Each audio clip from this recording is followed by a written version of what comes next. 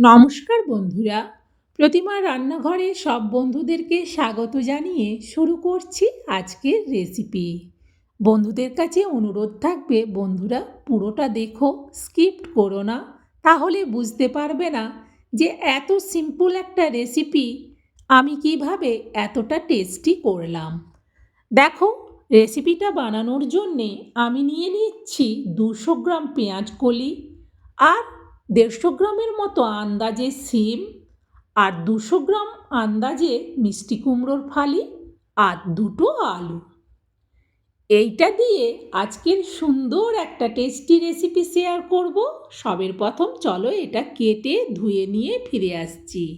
দেখো, সবজিগুলো আমি কেটে ভালো করে ধুয়ে নিয়েছি।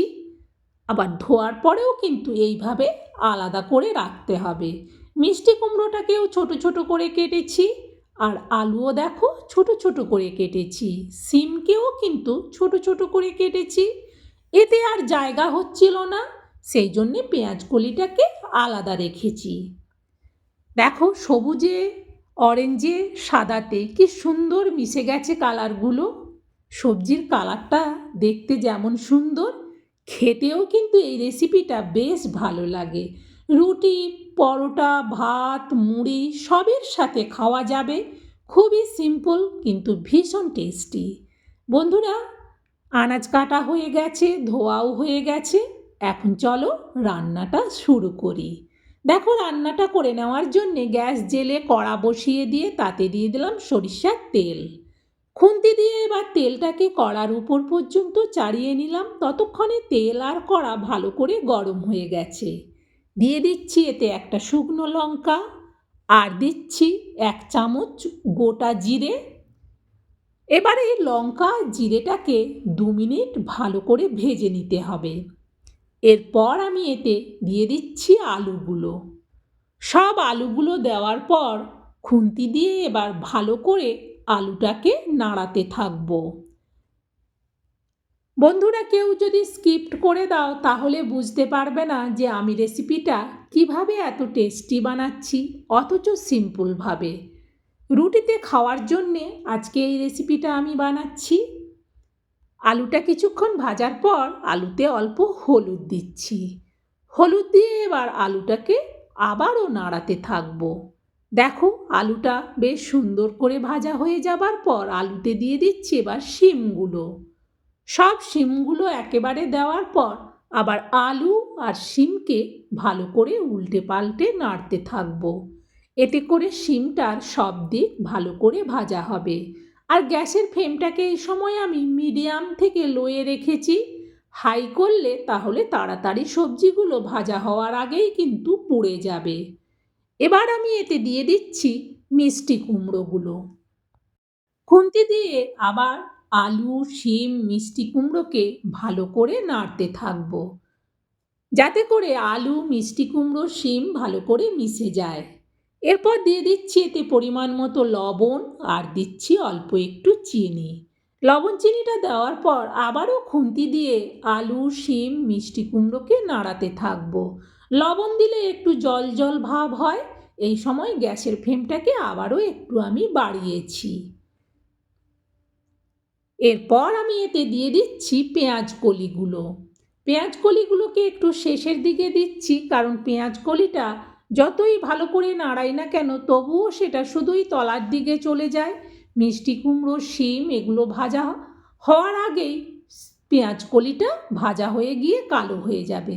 সেই জন্যে অন্য সবজিগুলো একটু ভালো করে ভেজে নেওয়ার পর পেঁয়াজ কলিটা দিলে তাহলে একসাথে সবগুলোই বেশ ভালো করে ভাজা হবে। বেশ কিছুক্ষণ ধরে ভালো করে আমি সবগুলোকে নাড়লাম। এরপর একটু ঢেকে দিচ্ছি। ঢেকে গ্যাসের ফ্লেমটাকে একেবারে লো করে দিলাম। প্রায় মিনিট 3 বাদে আবারও আমি কড়ার থেকে ঢাকনাটা সরাচ্ছি। এখনই কি ভীষণ সুন্দর সেন্ট হচ্ছে। খুন্তি দিয়ে ভালো করে একবার নেড়ে দিলাম।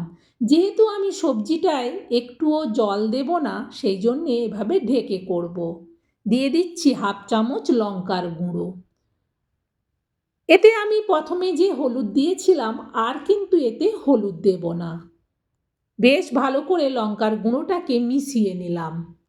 দেখো সুন্দরভাবে মিশে যাওয়ার পর এটা আবারও ঢেকে দিচ্ছি, কারণ মিষ্টি কুমড়োটা সেদ্ধ হতে এখনো একটু দেরি আছে। আবারও প্রায় আমি মিনিট 3 বাদে কড়ার থেকে ঢাকনা সরাচ্ছি।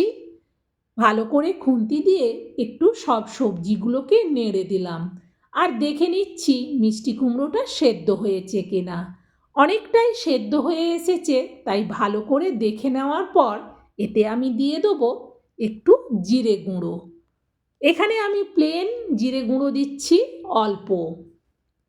জিরে গুঁড়োটা দেওয়ার পর দিয়ে দিচ্ছি একটু ধনেপাতা। শীতকালে একটু ধনেপাতা না দিলে যেন রেসিপির একটা অসম্পূর্ণ থেকে যায়, মনে হয় একটু ধনেপাতা দিলে এর স্বাদটা 100 গুণ কেন বলবো 300 গুণ বেড়ে যাবে। দেখো রেসিপিটা কিন্তু হয়ে গেছে, এবার এটা নাবিয়ে নেব। এটা ভীষণ সহজে বানানো যায়, খুব অল্প সময়ে, খেতে কিন্তু দারুণ লাগে। এই স্টিলের বড় প্লেটের মধ্যে ঢেলে নিচ্ছি।